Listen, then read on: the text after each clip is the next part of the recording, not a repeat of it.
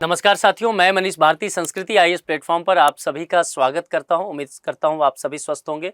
साथियों, अभी का जो हमारा टॉपिक है वो बेहद संवेदनशील है और चिकित्सा के दुनिया से जुड़ा हुआ मसला है। क्या हुआ है?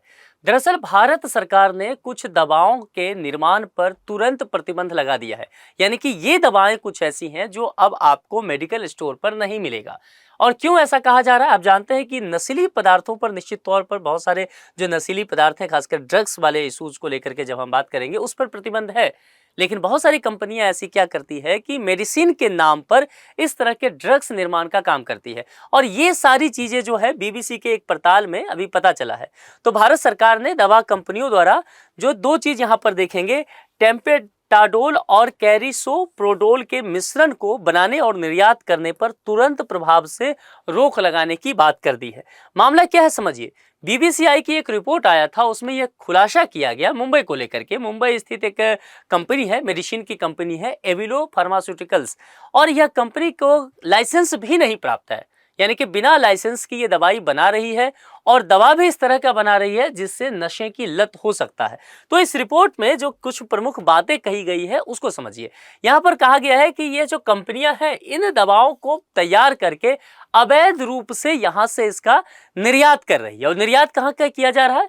जो पश्चिमी अफ्रीकी देश है वहां पर भेजा जा रहा है। और इस वजह से वहां पर एक गंभीर स्वास्थ्य समस्या उत्पन्न हो गया है।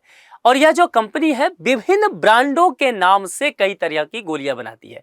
यानी कि जो समझिए, एवियो फार्मास्यूटिकल्स अपने नाम से ये काम नहीं कर रही है, बाकी जो मेडिसिन है उसके नाम से, उस ब्रांड से ये तैयार किया जाता है। इसकी पैकेजिंग इस तरह से की जा रही है कि यह है तो फेक है, डुप्लीकेट, लेकिन आपको बिल्कुल वैध लगेगा, आपको ओरिजिनल लगेगा और आप उस दवा को खरीदेंगे भी, है ना। तो यहाँ पर जो है ये सारे चीज जो नुकसानदेह हो रहा था इसको ध्यान में रखते हुए यह तुरंत कार्रवाई भारत सरकार के द्वारा यहाँ पर किया गया है। कहा जाता है कि यह बेहद ही खतरनाक नशीली दवाई होती है और इतना कि यूरोप में पहले से ही इस पर प्रतिबंध लगा दिया गया है। ये जो मिश्रण वाली दवाई होती है दुनिया में कहीं भी इसको लेकर के लाइसेंस नहीं दिया गया है, क्योंकि इसको लेकर के अगर कोई व्यक्ति इसका सेवन करता है तो उसे सांस लेने में दिक्कत हो सकता है, पैर जो है उसमें ऐंठन आ सकता है, दौरे पड़ सकते हैं और यहाँ तक कि ओवरडोज से कई बार जो है बहुत सारे लोगों की मृत्यु भी हो जाती है। इसके बावजूद भी जो है इसका मिश्रण और इसके मिश्रण से जो तैयार मेडिसिन है उसका सेवन बहुत अधिक पश्चिमी अफ्रीका के जो देश हैं वहां पर किया जा रहा है। अवैध रूप से ये जो है वहां उपलब्ध हो रहा है। वजह क्या है कि लोग वहां पर ड्रग्स के रूप में इसे ले रहे हैं। अब है मेडिसिन, लेकिन कहने को होगा कि भाई हमने मेडिकल शॉप जाकर के मेडिसिन लिया, लेकिन उसमें ड्रग्स के नेचर है ना। तो इस वजह से यहाँ पर प्रतिबंध भी नहीं है और यह लोकप्रिय हो गया। और इसके कारण एक और है कि यह बाकी जो मेडिसिन है उसके मुकाबले काफी सस्ता होता है और आसानी से उपलब्ध हो गया मार्केट में। आसानी से उपलब्ध होने का मतलब हो गया कि मेडिसिन स्टोर पर जाकर के, मेडिकल स्टोर पर जाकर के आप इसे आसानी से खरीद सकते हैं। और बीबीसी ने जो रिपोर्ट दिया है उसमें कहा है कि जैसे कि घाना को लेकर के चर्चा करेंगे, जैसे कि नाइजीरिया की बात की जाएगी, आइवरी कोस्ट की बात की जाएगी, वहां पर तो ये इस तरह के ब्रांड, विभिन्न ब्रांड से ये दवा जो है सड़कों पर बिक रहे हैं। आप सोच सकते हैं कि जिस तरह से यहाँ पर स्ट्रीट वेंडर आप जाते होंगे, पिज्जा समोसा खाते होंगे, वहां पर इस तरह से ये मेडिसिन बिक रहे हैं। तो और ये इसका जो तार जुड़ा है वो भारत से मुंबई से जुड़ा है, तो ये अपने आप में ही बेहद घातक हो सकता है। जैसे ही इन सब चीजों का पता चला भारत सरकार ने तुरंत इस पर कार्रवाई किया।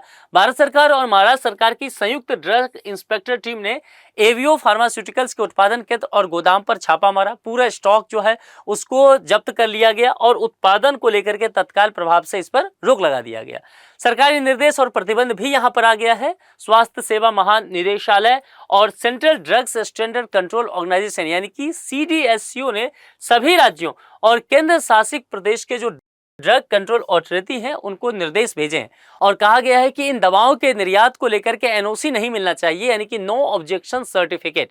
और इसके अगर निर्माण की, प्रोडक्शन की अगर अनुमति पहले से दिया गया था तो उस निर्देश को तुरंत वापस ले लिया जाए। आप यहाँ पर देखेंगे नोटिफिकेशन निकाल के ये सारी चीजें जो है यहाँ पर भारत सरकार के द्वारा कंफर्म कर दिया गया है।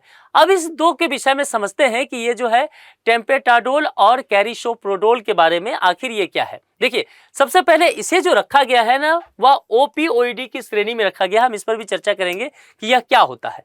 उससे पहले हम टेम्पाटाडोल के विषय में समझते हैं। यह एक एनाल्जेसिक दवा है जिसका उपयोग मध्यम से गंभीर दर्द के इलाज के लिए किया जाता है। यानी कि आप यहाँ पर समझ लीजिए कि अगर दर्द है शरीर में तो उसके इलाज के लिए इसका प्रयोग किया जाता है, मतलब कि मस्तिष्क और तंत्रिका तंत्र में दर्द के कम करने के काम में इसको लाया जाता है।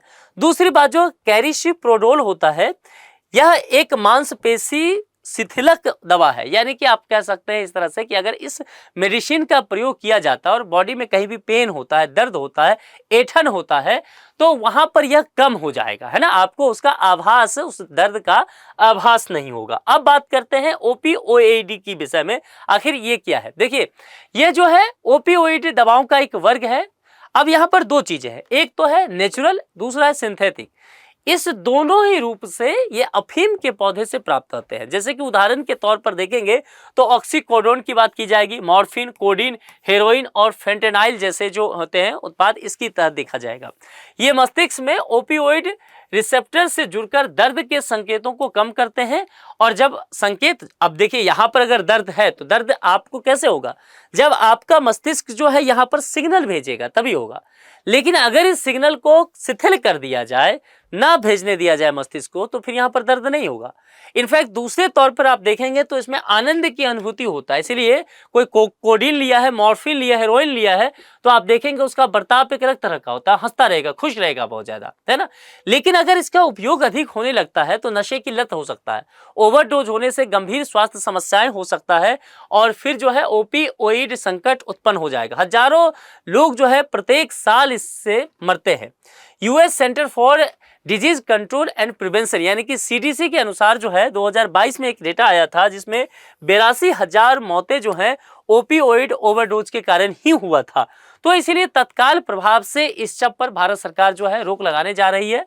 और आप भी अगर मेडिकल स्टोर पर जाएं मेडिसिन लेने के लिए तो ब्रांड के साथ साथ जरा सावधानी आपको बरतना है दवा खरीदने के लिए, क्योंकि हो सकता है आप भी ऐसे मेडिसिन के शिकार हो रहे हो और नशे का लत जो है लगातार धीरे धीरे बन रहा हो और आपके शरीर पर इसका बुरा प्रभाव पड़ रहा हो। चलिए, आज का प्रश्न क्या है? भारत सरकार ने किन दो दवाओं के निर्माण और निर्यात पर प्रतिबंध लगाया है? किन दो दवाओं के निर्माण और निर्यात पर प्रतिबंध लगाया है? यहाँ पर 4 विकल्प दिया गया है। अगर आपने लेक्चर ध्यान से सुना है तो हमने इसकी चर्चा की है। जवाब आपको कमेंट बॉक्स में लिख करके बताते चलना है। बाकी आप लोग क्या सोचते हैं? क्या आपको भी लगता है कि वाकई आजकल जो है दवाओं में काफी मिलावट होने लगा है?